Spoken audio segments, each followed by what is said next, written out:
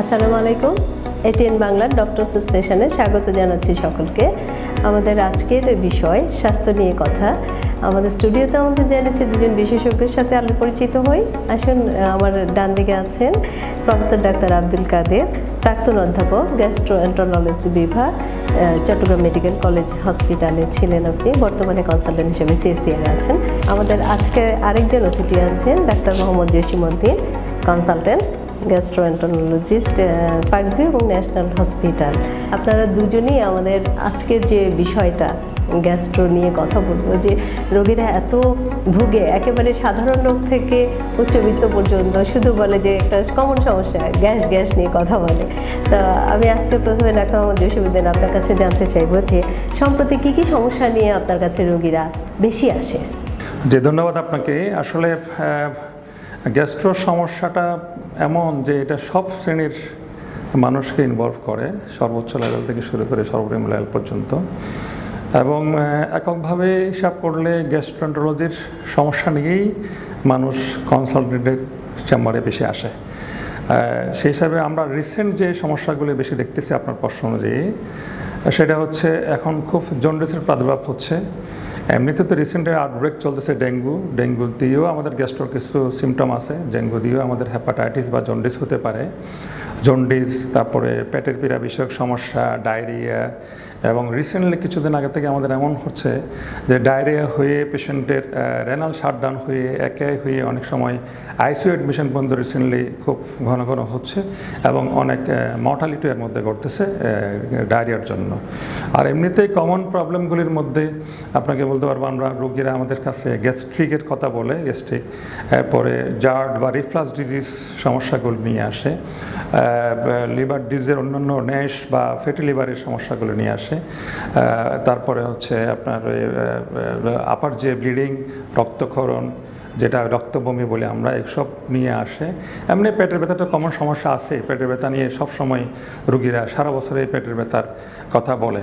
যদিও পেটের ব্যথা শুধু পেটের রোগ বা গ্যাস্ট্রিক মনে করে আমরা আমাদের রোগীরা আমাদের কাছে আসে, আসলে দেখা যায় এটা অনেকগুলি সমস্যার জন্য আমরা পেটের ব্যথা রোগীরা বলে। এবং এমনকি কোনো ক্ষেত্রে কার্ডিয়াক পেশেন্ট বা এমআই বা মাইক্রো ইনফেকশনের পেশেন্টও পেটের ব্যথা নিয়ে আমাদের কাছে প্রেজেন্ট করতে পারে।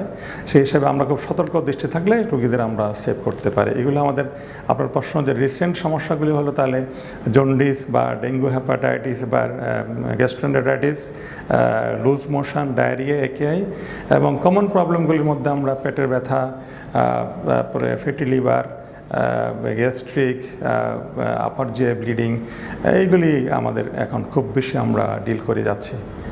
অসংখ্য ধন্যবাদ, খুব চমৎকার করে বলেছেন। আসলে এত সমস্যা এটা যে অনেকগুলো কথা বলেছেন আপনি। আমি একটা জিনিস নিয়ে জিজ্ঞেস করতে চাচ্ছি যে জন্ডিস তো একটা কমন সমস্যা, কিন্তু লোকেরা বুঝতে পারে না। এটা আসলে একটু যদি ব্যাখ্যা করে বলতেন যে কেন হয়।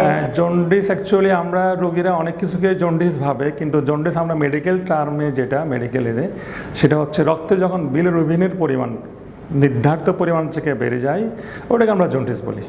জন্ডিস যদি আমরা সাধারণত জন্ডিস বলতে হেপাটাইটিস বা ভাইরাল হেপাটাইটিসকে মিন করি, কিন্তু জন্ডিস ভাইরাল হেপাটাইটিস ছাড়াও আর অনেকগুলি কারণে, যেমন পিত্তথলির কোনো টিউমার হলে, ইভেন অন্যান্য ক্ষেত্রে যদি হেমোলাইটিক বা রক্ত ভাঙ্গাজনিত কোনো রোগ থাকলে কোনো কারণে, বা অন্য কোনো কারণে পিত্তথলির অবস্ট্রাকশন থাকলে তাতেও জন্ডিস হয়। কিন্তু আমরা মেইন কনসার্ন যেটা এখন রিসেন্টলি যেটা আমরা বললাম যে আপনার জন্ডিস ইস্যুটা আসছে, সেটা হচ্ছে আমরা দেখি আমাদের দেশে যে কমনলি অ্যাকিউট হেপাটাইটিস বা জন্ডিস যেটা হয়, সেটা একটা পিক থাকে। সেটা হচ্ছে আমরা যখন রেনি সিজন শুরু হয়, যখন আপনার সিওয়ারেস ওয়াশার ওয়াটারের সাথে কানেক্টেড হয়ে যায়, যেটা আপনারা হয়তো এর মধ্যে জানছেন 2018 সালে একটা হালেশ্বর আউটব্রেক ছিল, যেটা অনেক মানুষ আমরা প্রাণও হারাইছে, এবং হেপাটাইটিস ট্রান্সমিশন ভয়াবহ রূপ নিয়েছিল। আমরা এটা একটা কারণ হচ্ছে আমরা যখন সিওরেজের পানিগুলি আমাদের অসতর্কতার কারণে ওয়াশার পানির সাথে মিশে যায়, তখন আমরা আসলে ফিকোরাল ট্রান্সমিশন বলি, যে মানুষের ফিকাল ম্যাটার বা বাথরুম পায়খানার সাথে যে ভাইরাসটা শেডিং হয়, সেটা যখন ড্রিঙ্কিং ওয়াটারের সাথে মিশে যায় তখন আমরা ভাইরাসটা এনগালফ করি, ভাইরাসটা আমাদের শরীরে চলে আসে। কমনলি আমাদের এই সমস্যাটা রেনি সিজন যখন শুরু হয় তখন আমরা এটা ফিল করি বেশি যে এটা আউটব্রেক চলে, এখনও যেটা চলতেছে। সেই কমন ভাইরাসগুলি হচ্ছে হ্যাপাটাইটিস ই এবং হ্যাপাটাইটিস এ। আর আমরা প্যারেন্টাল ট্রান্সমিশন বা অন্যান্য ভাইরাস যেগুলো দিয়ে জন্ডিস হয়, হ্যাপাটাইটিস বি, সি, সেগুলো সারা বছরে একটা নির্ধারিত মাত্রা ইনসিডেন্স থাকে। কিন্তু এই রেনি সিজন বা আমাদের এখনকার যে সিজনটা চলতেছে, এখন রোগীদের মধ্যে খুব বেশি ইনসিডেন্স হচ্ছে হ্যাপাটাইটিস ই এবং হ্যাপাটাইটিস এ। এরপরে আমরা এটা নির্ণয় করতে গিয়ে অনেক সময় দেখা যায় যে হ্যাপাটাইটিস ই এবং এ ছাড়া বা বি, সি নির্ধারিত ভাইরাসগুলি ছাড়াও আমরা কিছু কিছু জন্ডিস পাচ্ছি, বলতে আমরা কারণ খুঁজে পাচ্ছি না। অ্যাকচুয়ালি এটা এমন হতে পারে যে আমরা তো যখন হ্যাপাটাইটিস বি এবং ই আবিষ্কার হয় নাই তখন জন্ডিস হয়েছে, আমরা তখন তো হ্যাপাটাইটিস বি আর ই চিনতাম না। এখন ভবিষ্যতে হয়তো আমাদের এই সেরামগুলি যদি আমরা ভবিষ্যতে আবার যদি ভাইরাস আবিষ্কার হয়, হয়তো এমন একটা ভাইরাস আমরা টু আবিষ্কার এখনও হয় নাই, এমনও হতে পারে আমরা ভবিষ্যতে এগুলির আমরা কারণ নির্ধারণ করতে পারবো। কিন্তু এখন যে ইস্যুটা আমাদের জন্য বেশি খুব বার্নিং, সেটা হচ্ছে আমরা হ্যাপাটাইটিস ই এবং হ্যাপাটাইটিস এ নিয়ে আমরা বেশি সাফার করতেছি। এটার লক্ষণগুলি যদি আমি আপনাকে বলি, বেশিরভাগ ক্ষেত্রে রোগীরা হলুদ হয়ে যায়। জীবনযাত্রার মানোন্নয়নের সাথে সাথে আপনার এবং আপনার পরিবারের সুচিকিৎসার নিশ্চয়তায় বিশ্বমানের সকল স্বাস্থ্যসেবার সুযোগ সুবিধা নিয়ে গড়ে তুলেছে চট্টগ্রামের সর্ববৃহৎ প্রাইভেট হাসপাতাল পার্ক ভিউ হসপিটাল, যেখানে পাওয়া যাবে প্যাথোলজির সকল পরীক্ষা নিরীক্ষা, ultrasonography, echocardiography, digital X-ray, CT scan, MRI সহ আধুনিক ডায়াগনস্টিক সেন্টারের সকল সুযোগ সুবিধা। প্রতি বছর বাংলাদেশ থেকে বিপুল সংখ্যক রোগী পার্শ্ববর্তী দেশ ভারত, সিঙ্গাপুর, থাইল্যান্ড, ইউরোপ এবং আমেরিকাতে চিকিৎসার জন্য যায়। আমাদের উদ্দেশ্য হচ্ছে সাধ্যের মধ্যে সেই বিশ্বমানের স্বাস্থ্যসেবা চট্টগ্রামের মানুষের দোরগোড়ায় পৌঁছানো। কোর অফ কেয়ার সমন্বিত স্বাস্থ্যসেবার এই উদ্দেশ্যকে সামনে রেখে পার্ক ভিউ হসপিটাল ও ডায়াগনস্টিক সেন্টারের যাত্রা শুরু। পার্ক ভিউ হসপিটাল এবং ডায়াগনস্টিক সেন্টারকে আমরা সাজিয়েছি রোগীদের সর্বোচ্চ স্বাস্থ্যকে গুরুত্ব দিয়ে।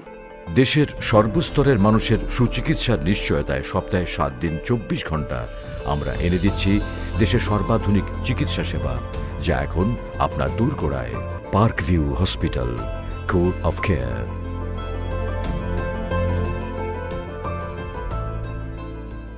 তাই বন্দরনগরী চট্টগ্রামে স্বাস্থ্যসেবার প্রতিকৃত ও ঐতিহ্যবাহী প্রতিষ্ঠান চট্টগ্রাম মেট্রোপলিটন হাসপাতাল লিমিটেড দীর্ঘ 33 বছরেরও অধিক সময় ধরে সকল শ্রেণী পেশার মানুষকে আস্থা ও বিশ্বস্ততার সাথে নিরলসভাবে উন্নতমানের চিকিৎসা সেবা দিয়ে যাচ্ছে এই প্রতিষ্ঠান। চট্টগ্রামের প্রাণকেন্দ্র জিএসি মোড়ের ও আর নিজাম রোডে অবস্থান করছে চট্টগ্রাম মেট্রোপলিটন হাসপাতাল। পূর্ণাঙ্গ স্বাস্থ্যসেবা নিশ্চিত করে রোগ নির্ণয়ের জন্য যেমন রয়েছে বিশেষায়িত ল্যাব ও ডায়াগনস্টিক সার্ভিস, তেমনি রোগ নির্ণয় পরবর্তী চিকিৎসা সেবা প্রদানের জন্য রয়েছে হসপিটাল সার্ভিস, হার্ট সেন্টার ও সার্ভিস, এমনকি অত্যাধুনিক আরটিপিসিআর এর সমন্বয়ে পূর্ণাঙ্গ চিকিৎসা সেবা, ICU, CCU, HDU, NICU, PICU, CICU, dialysis ward and deluxe cabin, এমনকি দেশে বিদেশে প্রশিক্ষিত ডাক্তারদের কনসালটেশন টিম ও ল্যাব টেকনিশিয়ান। চট্টগ্রাম মেট্রোপলিটন হাসপাতাল limited. Welcome to Southern Medical College and Hospital, which was established 19th January 2005, is approved by Ministry of Health and Family Welfare, affiliated by the University of Chittagong, recognized by the Bangladesh Medical and Dental Council, aiming to give nation a group of luminous medical graduates. Southern Medical College and Hospital have a large green campus situated on 2.5 acres of land. The green scenery and beautiful view is so attractive to patients, students and all visitors. Hospital with 500 bed capacity is also situated in college area, where we can have full range of surgical procedure with operation theatre, recovery room, patient ward and other medical faculties. Welcome to National Hospital, where we're dedicated to providing compassionate care to our patients 24/7. Our team of highly skilled doctors, nurses, and support staff work tirelessly to ensure that every patient receives the best possible care. সেবা, দক্ষতা, উন্নত মান ও নৈতিকতা এই slogan নিয়ে আমরা চট্টগ্রামে national হসপিটালে যাত্রা শুরু করি 2000 সালে। 150 শয্যা বিশিষ্ট এই হাসপাতালে রয়েছে বিভিন্ন বিশেষায়িত চিকিৎসা সেবাসমূহ, NICU, ICU, CCU, ডায়ালাইসিস সহ আমাদের বিশেষায়িত ইউনিটগুলো রয়েছে এবং আমরা বিশেষ করে মধ্যবিত্ত এবং নিম্নমধ্যবিত্তের সাধ্যের মধ্যে এই চিকিৎসা সেবা প্রদান করে থাকি। At National Hospital, we're here for you, day or night, because when it comes to your health, you deserve the very best. National Hospital, for your excellent health care. কাটাঠোঁট ও ফাটা তালু বা টাকরা দেখলে আতঙ্কিত হওয়ার কিছু নেই। আসুন আমরা আধুনিক চিকিৎসা ব্যবস্থার মাধ্যমে এর সমাধান করি।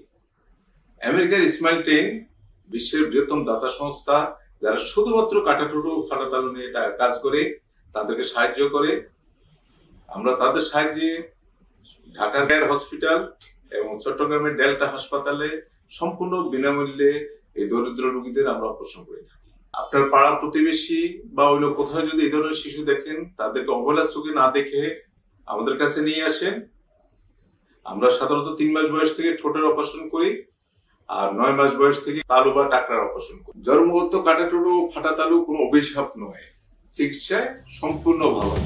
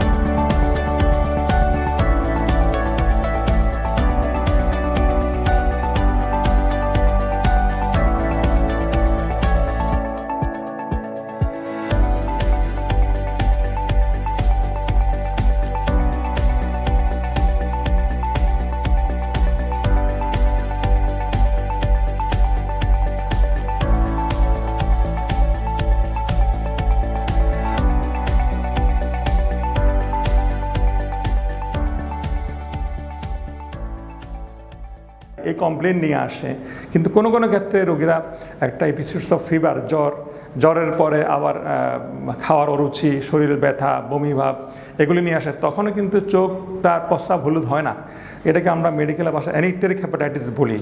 কিন্তু ওই সময়ও রোগীরা আসে, কিন্তু খুব সতর্ক থাকলে আমরা যদি লিভার ফাংশনটা পরীক্ষা করতে দিই তখন আমরা এটা বুঝতে পারি।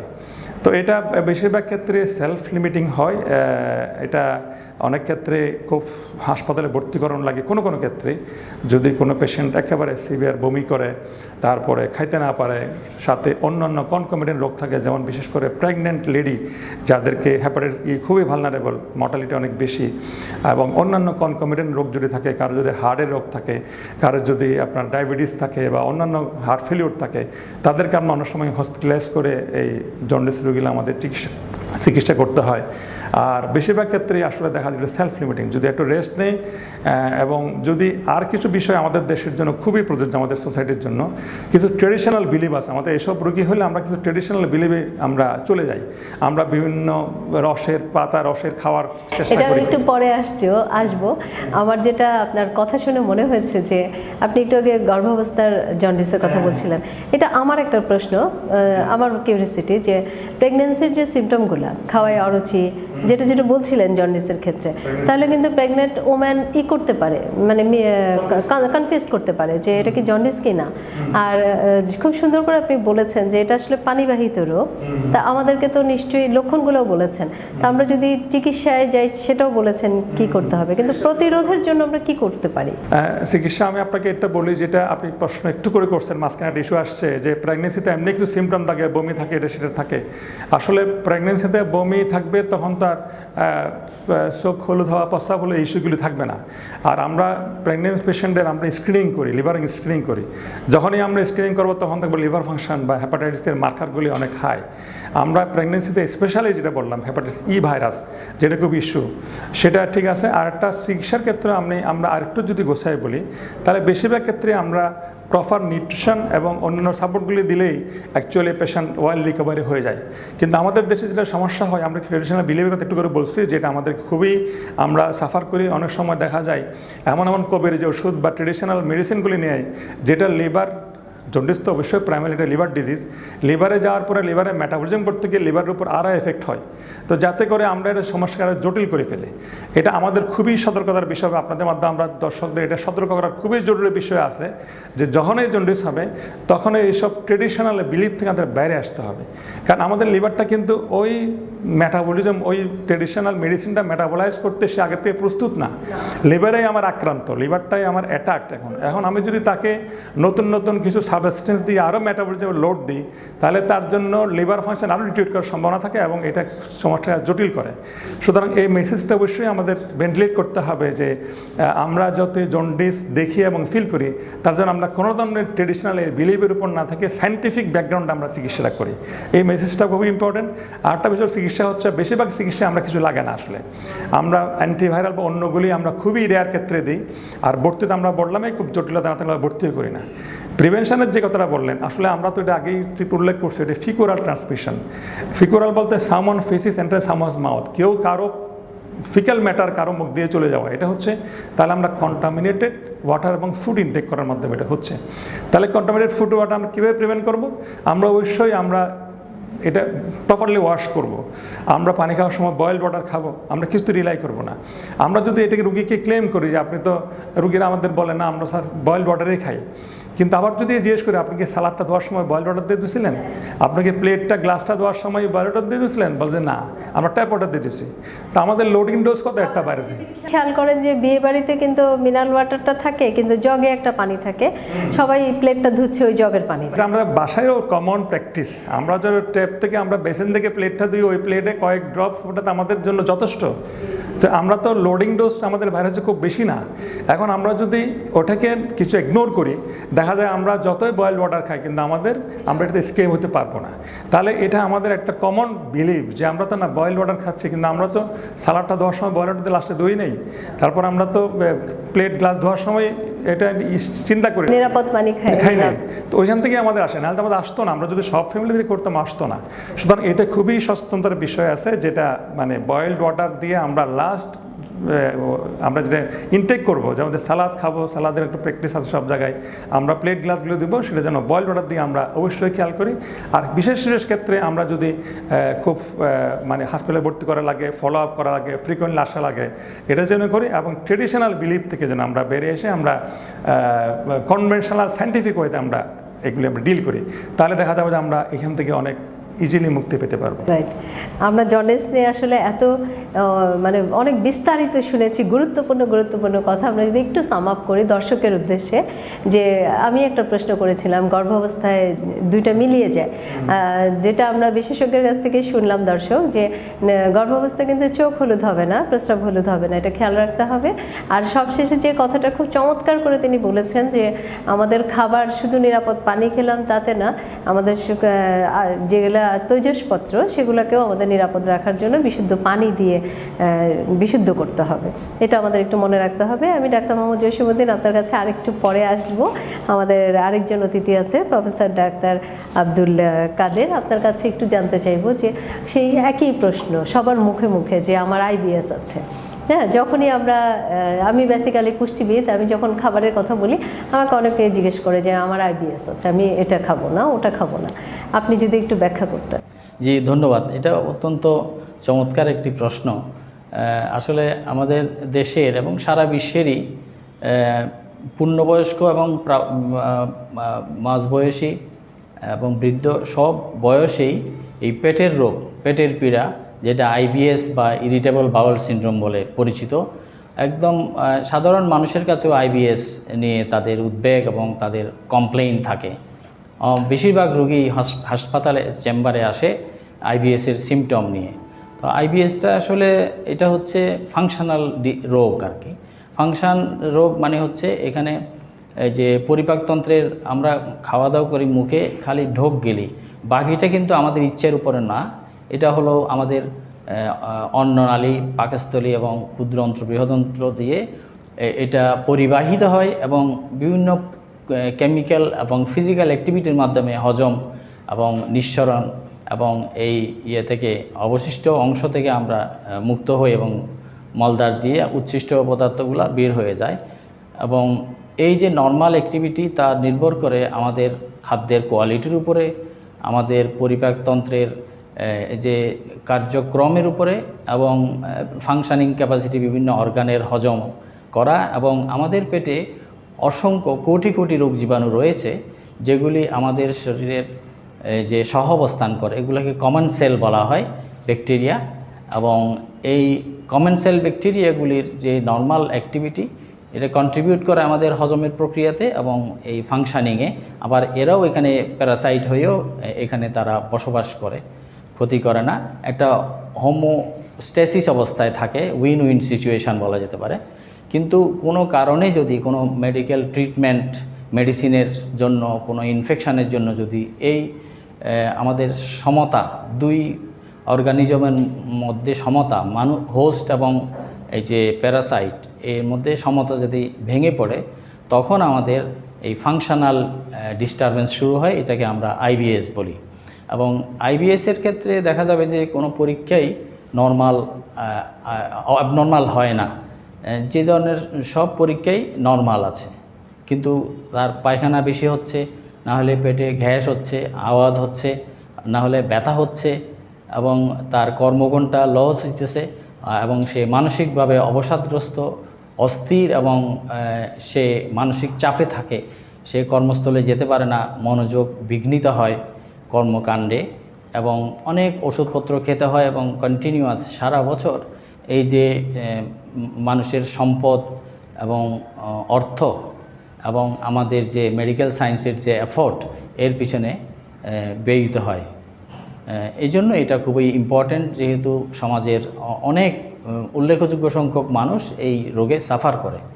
তো এই রোগের আপনার লক্ষণগুলি আমরা যদি দেখি, এটা দেখা যায় যে এখানে কিছু অ্যালার্ম সিমটম থাকে, যেগুলোকে খুব গুরুত্ব দিয়ে দেখতে হবে যে এখানে এই সিমটমের অন্তরালে কোনো প্রাণঘাতী রোগ আছে কিনা, যেমন ক্যান্সার হতে পারে, টিউমার হতে পারে, হরমোনাল ইমব্যালেন্স হতে পারে, অথবা খাদ্যাভ্যাসের ফলে সৃষ্ট কিছু কিছু ব্যাপারও থাকতে পারে।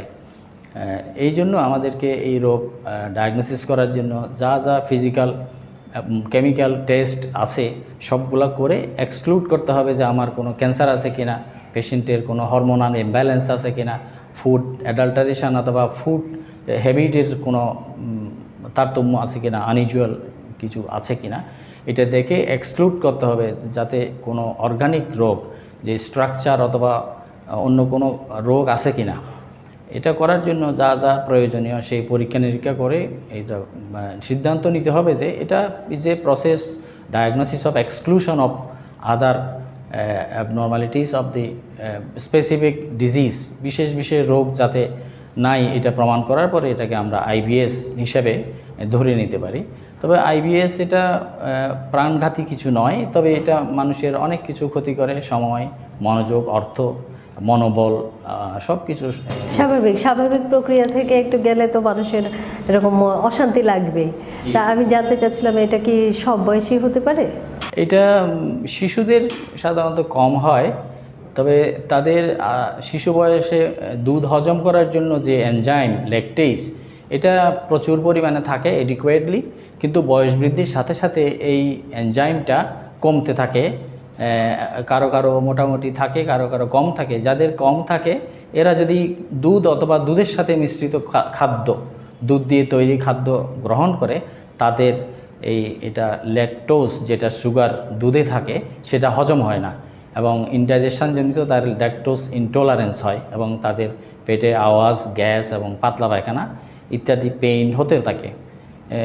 এটা একটু কম বয়সে শুরু হতে পারে। আর প্রাপ্তবয়স্কেও হয়, যে বিশেষ করে বৃদ্ধ বয়সে আরেকটা ব্যাপার আছে, সেটা জেরিয়াট্রিক এইজে মানুষের যে সব অর্গান বয়সের সাথে সাথে ফাংশনাল ক্যাপাসিটি কমে যায় এবং মুভমেন্ট স্লো হয়ে যায়।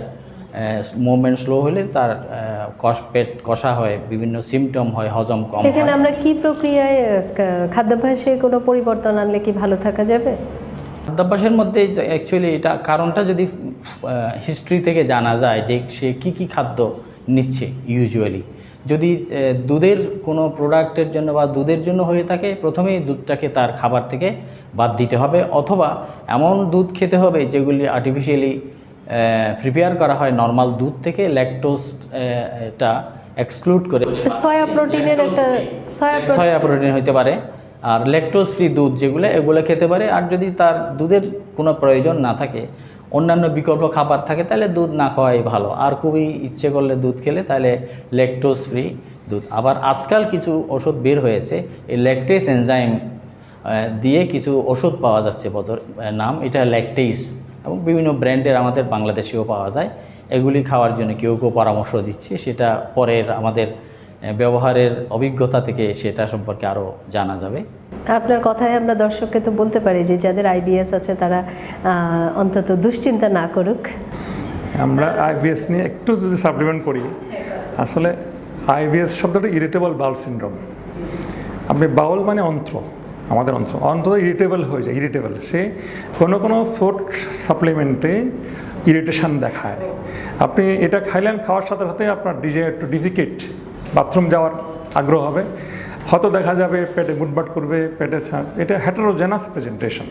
ঠিক একবারে ক্লাসিক্যাল একটা প্রেজেন্টেশন আইবিএস আসে না। কেউ আজ প্রেজেন্টেশন আসে বলে আমি খাওয়ার পরে বাথরুম হয়, আবার কারো একটা গ্রুপ আছে যারা দেখা যায় যে আমার বাথরুম হয় না, কনস্টিপেশন ভ্যারাইটি আইবিএস বলি, ডায়রিয়া ভ্যারাইটি বলি, পেইন ভ্যারাইটি বলি, কোনো পেশেন্ট আছে তো পেইন নিয়ে আসে। এখন আসলে এটা আবার ডিজিজের গোড়ায় হলো নিউরো হিউমারাল ইমব্যালেন্স। এটা নিউরন এবং হিউমারাল দুদিকে একটা ইমব্যালেন্স আছে, একজ্যাক্ট কোনো প্যাথোলজি এখানে নাই। আমরা যদি সারা জিএট্রিক চার্জ করি, আমরা কোনো ধরনের প্যাথোলজি পাবো না। প্যাথোলজি পাওয়ার পরে সেটা আইবিএস থাকবে না, সেটা ওই স্পেসিফিক ডিজিজ হবে। আমরা আবার আইবিএস থেকে ল্যাকটোজ ইনটলারেন্সটা আলাদা করতে।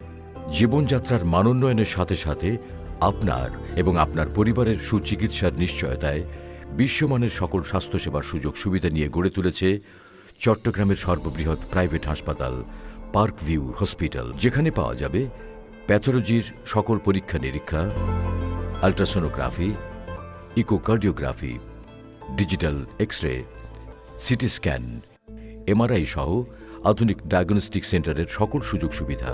প্রতি বছর বাংলাদেশ থেকে বিপুল সংখ্যক রোগী পার্শ্ববর্তী দেশ ভারত, সিঙ্গাপুর, থাইল্যান্ড, ইউরোপ এবং আমেরিকাতে চিকিৎসার জন্য যায়। আমাদের উদ্দেশ্য হচ্ছে সাধ্যের মধ্যে সেই বিশ্বমানের স্বাস্থ্যসেবা চট্টগ্রামের মানুষের দোরগোড়ায় পৌঁছানো। কোর অফ কেয়ার সমন্বিত স্বাস্থ্যসেবার এই উদ্দেশ্যকে সামনে রেখে পার্ক ভিউ হসপিটাল ও ডায়াগনস্টিক সেন্টারের যাত্রা শুরু। পার্ক ভিউ হসপিটাল এবং ডায়াগনস্টিক সেন্টারকে আমরা সাজিয়েছি রোগীদের সর্বোচ্চ স্বাস্থ্যকে গুরুত্ব দিয়ে। দেশের সর্বস্তরের মানুষের সুচিকিৎসার নিশ্চয়তায় সপ্তাহে 7 দিন 24 ঘন্টা আমরা এনে দিচ্ছি দেশের সর্বাধুনিক চিকিৎসা সেবা, যা এখন আপনার দোরগোড়ায়। Park view hospital, core of care.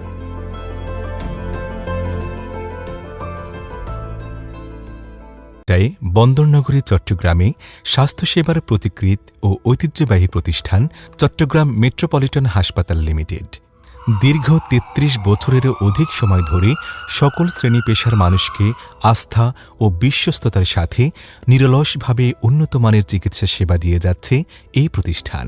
চট্টগ্রামের প্রাণকেন্দ্র জিএসি মোড়ের ও আর নিজাম রোডে অবস্থান করছে চট্টগ্রাম মেট্রোপলিটন হাসপাতাল। পূর্ণাঙ্গ স্বাস্থ্যসেবা নিশ্চিত করে রোগ নির্ণয়ের জন্য যেমন রয়েছে বিশেষায়িত ল্যাব ও ডায়াগনস্টিক সার্ভিস, তেমনি রোগ নির্ণয় পরবর্তী চিকিৎসা সেবা প্রদানের জন্য রয়েছে হসপিটাল সার্ভিস, হার্ট সেন্টার ও সার্ভিস, এমনকি অত্যাধুনিক RT-PCR এর সমন্বয়ে পূর্ণাঙ্গ চিকিৎসা সেবা, ICU, CCU, HDU, NICU, PICU, CICU, dialysis, ward and deluxe cabin, এমনকি দেশে বিদেশে প্রশিক্ষিত ডাক্তারদের কনসালটেশন টিম ও ল্যাব টেকনিশিয়ান। চট্টগ্রাম মেট্রোপলিটন হাসপাতাল limited. Welcome to Southern Medical College and Hospital, which was established 19th January 2005, is approved by Ministry of Health and Family Welfare, affiliated by the University of Chittagong, recognized by the Bangladesh Medical and Dental Council, aiming to give nation a group of luminous medical graduates. Southern Medical College and Hospital have a large green campus situated on 2.5 acres of land. The green scenery and beautiful view is so attractive to patients, students and all visitors. Hospital with 500 bed capacity is also situated in college area,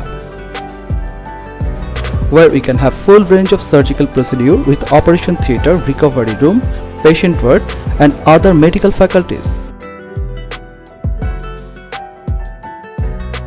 Welcome to National Hospital,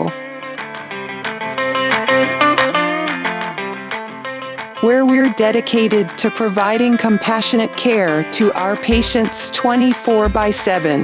Our team of highly skilled doctors, nurses, and support staff work tirelessly to ensure that every patient receives the best possible care.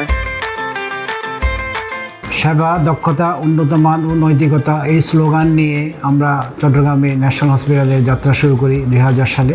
150 শয্যা বিশিষ্ট এই হাসপাতালে রয়েছে বিভিন্ন বিশেষায়িত চিকিৎসা সেবাসমূহ, NICU, ICU, CCU, dialysis সহ আমাদের বিশেষায়িত ইউনিটগুলো রয়েছে এবং আমরা বিশেষ করে মধ্যবিত্ত এবং নিম্নমধ্যবিত্তের সাধ্যের মধ্যে এই চিকিৎসা সেবা প্রদান করে থাকি। At National Hospital, we're here for you, day or night, because when it comes to your health, you deserve the very best. National Hospital, for your excellent health care. কাটাঠোর ও ফাটা তালু বা টাকরা দেখলে আতঙ্কিত হওয়ার কিছু নেই। আসুন আমরা আধুনিক চিকিৎসা ব্যবস্থার মাধ্যমে এর সমাধান করি। আমেরিকার স্মাইল ট্রেন বিশ্বের বৃহত্তম দাতা সংস্থা, যারা শুধুমাত্র কাটাঠোর ও ফাটা তালু নিয়ে কাজ করে, তাদেরকে সাহায্য করে। আমরা তাদের সাহায্যে ঢাকার কেয়ার হসপিটাল এবং চট্টগ্রামের ডেল্টা হাসপাতালে সম্পূর্ণ বিনামূল্যে এই দরিদ্র রোগীদের আমরা অপারেশন করে থাকি। আপনার পাড়া প্রতিবেশী বা অন্য কোথাও যদি এই ধরনের শিশু দেখেন, তাদেরকে অবহেলার চোখে না দেখে আমাদের কাছে নিয়ে আসেন। আমরা সাধারণত 3 মাস বয়স থেকে ঠোঁটের অপারেশন করি আর 9 মাস বয়স থেকে তালু বা টাকরার অপারেশন করি। জন্মগত কাটাঠোর ও ফাটা তালু কোনো অভিশাপ নয়, চিকিৎসায় সম্পূর্ণ ভালো।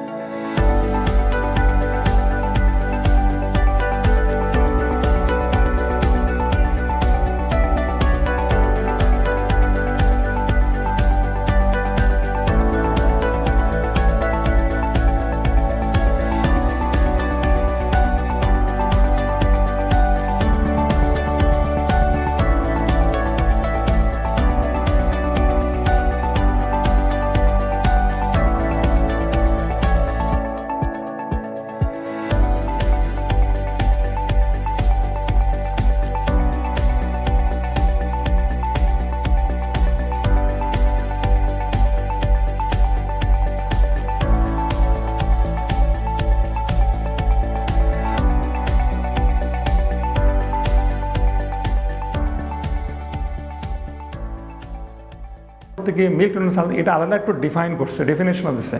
আইবিএসটা সেপারেট করতে গিয়ে ল্যাকটোজ ইন্টলারেন্স যারা শুধু দুধ খেলে এই সিমটমটা হচ্ছে তাদেরকে আমরা ল্যাকটোজ ইন্টলারেন্স বলে ডাইরেক্টলি দুধ মিল্ক প্রোডাক্ট অ্যাভয়েড করার জন্য অ্যাডভাইস দিচ্ছি। কিন্তু দেখা যায় যে যাদের মোটিলিটি ডিজর্ডার, এটা মূলত মোটিলিটি ডিজর্ডার, আমরা যখন কোনো একটা স্পেসিফিক ফুড প্রোডাক্ট আমাদের জেটেটে যাচ্ছে তখন সে রিয়েক্ট করতেছে, সে বাথরুম হয়ে যাচ্ছে। এখন এটা আসলে স্পেসিফিকলি যেহেতু একটা ভালো খবর হচ্ছে, যেটা আপনি বলতে চাইছিলেন যে কোনো ধরনের মর্টালিটি নেই আইবিএস থেকে, having no chance of mortality, কারণ having no mucosal organ damage, আমরা এখানে বলি যে ভিতরে কোনো ড্যামেজ নাই, এটা তার সিমটম বেসড রোগ। যদি সিমটমটা সে ইগনোর করতে পারে, আমরা যখন বলি যে আইবিএস হয়েছে আমি অনেক ওষুধ খেলাম কোনো লাভ হয় না, তখন রোগীদেরকে আমরা বলি হয়তো আপনি তাহলে যা যা খেলে আপনার আইবিএস সিমটম হয় সেটা স্পেসিফিক্যালি আবার সব জন্য ইউনিফর্মলি একই প্রোডাক্ট না। কেউ বলে আমি দুধ খেলে ভালো থাকে, কেউ বলে আমি দই খেলে ভালো থাকে, এই জন্য ভেরিয়েশন আছে আপনার রিয়াকশানের মধ্যে, বাউল রিয়াকশানের মধ্যে। এই জন্য আমরা যদি স্পেসিফিক্যালি রোগীদের বলি যে আপনি যদি চান যে এই একটা প্রোডাক্টে আপনার সমস্যা হচ্ছে তাহলে আপনি প্রোডাক্ট অ্যাভয়েড করবেন, আর যদি অ্যাভয়েড করতে না পারেন তাহলে আপনার যে একটা মোটিলিটি সমস্যা হবে, বাথরুম হবে, আপনি বুটবার করে অ্যাকসেপ্ট করবেন। যদি আপনি অ্যাকসেপ্ট করতে পারেন তাহলে আপনি এটা আপনাকে আস্তে আস্তে অ্যাটেনশনটা উড্র হবে এটাকে যেহেতু। এবং আরেকটা গ্রুপ যেটা আপনি একটা প্রশ্ন, কোন গ্রুপে বেশি হয়, যাদের মেন্টাল স্ট্রেস বেশি, স্ট্রেস ফিল করে বেশি, তাদেরকেই দেখা যায় যে আইবিএসের ইনসিডেন্সটা বেশি। কেন? স্ট্রেসের সাথে রিলেটেড আছে। আবার দেখবেন যে কোনো পরীক্ষা দিতে হলে যাওয়ার সময় সে কয়েকবার বাথরুমে যাচ্ছে, বাইরে দেওয়ার সময় কয়েকবার বাথরুমে যাচ্ছে, এটা হলে স্ট্রেসের সাথে যে এটা মোটিভের সম্পর্ক আছে। তাহলে যাদের স্ট্রেসফুল লাইফ লিড করে, একজন দেখবেন যে একজন রিক্সা পোলার আমার কাছে আইবিএস সিমটম নিয়ে কেউ আসবে না, কারণ তার ওই এটা ফিল করার বেশি সময় নেই। যারা স্ট্রেসফুল লাইফ এই সোসাইটিতে দেখা যায় আইবিএস ইনসিডেন্সটা বেশি।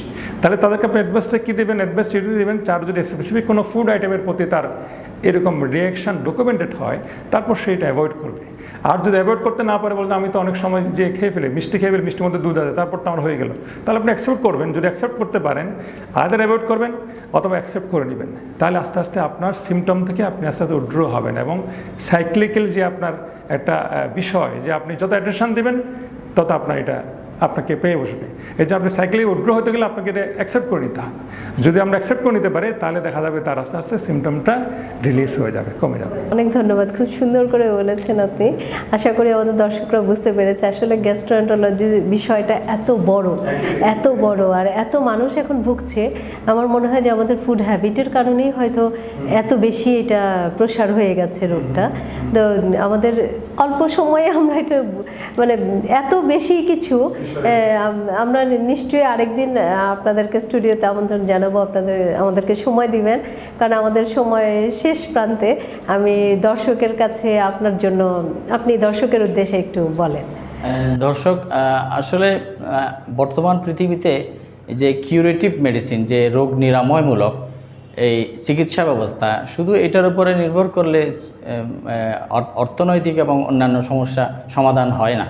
সেজন্য রোগ প্রতিরোধের দিকে চেষ্টা করা, আমাদের খাদ্যের অভ্যাস, আমাদের জীবন আচরণ এবং পরিমিত আহার, ব্যায়াম, পরিশ্রম এগুলো চালিয়ে যাওয়া। আর বর্তমান যেভাবে আমরা যেই সভ্যতা, যেই পরিবেশে লাইফস্টাইল, যে কম পরিশ্রম, বসে থাকা, বসে কাজ করা এবং সময় বিশ্রাম নেওয়া এবং এই সমস্ত যে অসামঞ্জস্য বা ভারসাম্যহীন এই অবস্থা থেকে আমরা মুক্তি পাবো যদি আমরা ঠিকমতো পরামর্শ নিই। ওই যে আমাদের অনেক রুগী আসে যে সে 30 মিলিগ্রাম অমিপ্রাজল, ইসোমিপ্রাজল খেয়েছে, লেন্সোপ্রাজল খেয়েছে, কিন্তু তার পায়খানা হচ্ছে না। সে 60 মিলিগ্রাম খাচ্ছে, তাতে একটু পায়খানা হচ্ছে। এই যে একটা ভুল ধারণা যে পায়খানা বেশি হওয়ার জন্যই এরা ওই গ্যাস্ট্রিকের ওষুধ বলতে যেগুলো খাচ্ছে। তো সাধারণ জনগণের উদ্দেশ্যে আমার আবেদন যে আপনারা কোনো সময় কোনো কারণ ছাড়া, কোনো নির্দেশ ছাড়া বা রোগ নির্ণয় না করে যে কোনো কারণে ওষুধ, পায়খানা কষার জন্য ওষুধ হিসেবে গ্যাস্ট্রিকের ওষুধ খাবেন না। ডাক্তার মোহাম্মদ জসিমউদ্দিন, আপনি দর্শকের উদ্দেশ্যে একটু উপদেশ। Main lot of the patient যে আমার গ্যাস্ট্রিক আছে, আমার গ্যাস্ট্রিকের ওষুধ দেন, ওষুধ খেলেও কাজ হয় না। এই কথাটা বলতে বলতে আমরা সুন্দর সারাক্ষণ আমরা খুব ব্যতিব্যস্ত হয়ে যাই, ক্লান্ত হয়ে যাই। তা এখন গ্যাস্ট্রিক, আসলে গ্যাস্ট্রিক শব্দটা মিসনোমার। গ্যাস্ট্রিক বলতে কোনো রোগ নাই, গ্যাস্ট্রাম থেকে গ্যাস্ট্রিকটা আসছে। আমরা পেটের যে কোনো রোগকে আমরা গ্যাস্ট্রিক ক্লেম করে আমরা গ্যাস্ট্রিক ওষুধ খেতে থাকি। ইভেন কোনো পার্সোনাল দেখা যায় হেভি একটা ডায়েট করলো, একটা বিয়েতে অনুষ্ঠানে গেল, তারপর একটা পিপিআই বা একটা গ্যাস্ট্রিক ওষুধ খেয়ে ফেললো। আসলে গ্যাস্ট্রিকের ওষুধে আমরা যে অতিরিক্ত ইউজ হচ্ছে বাংলাদেশে, আমি সেই ব্যাপারে শেষের দিকে একটু দর্শকদের দৃষ্টি আকর্ষণ করবো, যেটা যে আমরা যে কোনো ক্ষেত্রের জন্য গ্যাস্ট্রিক আসলে আমরা অ্যান্টি আলসারেন যেটা খাই সেটা আমাদের স্টোমাকের অ্যাসিডটাকে নিউট্রালাইজ করে। একটা হাইড্রোক্লোরিক অ্যাসিড থাকে, যে হাইড্রোক্লোরিক অ্যাসিডের কাজ হচ্ছে আমরা যে খাওয়ার সাথে বিভিন্ন জীবাণু যাবে, এই জীবাণুটাকে ধ্বংস করে এবং আমাদের কিছু নিউট্রিয়েন্ট অ্যাবজর্পশনে সাহায্য করে, যেমন আয়রন, বিশেষ করে আয়রন। এই অ্যাসিড যদি না থাকে তাহলে আমাদের এই দুটো কাজ অন্তত বাইপাস হয়ে যাবে। কি একটা হচ্ছে আমাদের খাওয়ার অর্গানিজমগুলি ভিতরে ঢুকে যাবে, 2 নম্বর হচ্ছে আমাদের আয়রনের দূষণটা আমরা প্রিভেন্ট হয়ে যাবে, হবে না আমাদের আয়রন। অনেক সময় দেখা যায় অনেকেই আমাদের হিস্ট্রিতে জানা আছে টানা 10 বছর গ্যাস্ট্রিক ওষুধ খেয়ে যাচ্ছে, 12 বছর গ্যাস্ট্রিক ওষুধ খেয়ে যাচ্ছে, 7-8 বছর খেয়ে যাচ্ছে। কারো স্পেসিফিক ইন্ডিকেশন থাকতে পারে, কিন্তু বেশিরভাগ ক্ষেত্রে আমরা ইন্ডিকেশন ছাড়াই এই অ্যান্টি আলসারেন ওষুধগুলি খাচ্ছি। আমরা এই যে একসময় আমরা রেনিডেডিনের গ্রুপের নাম শুনতাম, নিউসিপ্টিন, নিউট্যাক, এগুলো বাজারে নাই, তাহলে নিঃসন্দেহে কোনো একটা কিছু ঘটছে, এগুলো উইথড্র হয়ে গেছে। আমরা এখন যেগুলি খাচ্ছি এগুলি যে 10 বছর পরে যে এগুলোর বিরুদ্ধে কোনো অভিযোগ আসবে না আমরা তো সেটা জানি না, কিন্তু আমরা তো খেয়ে যাচ্ছি।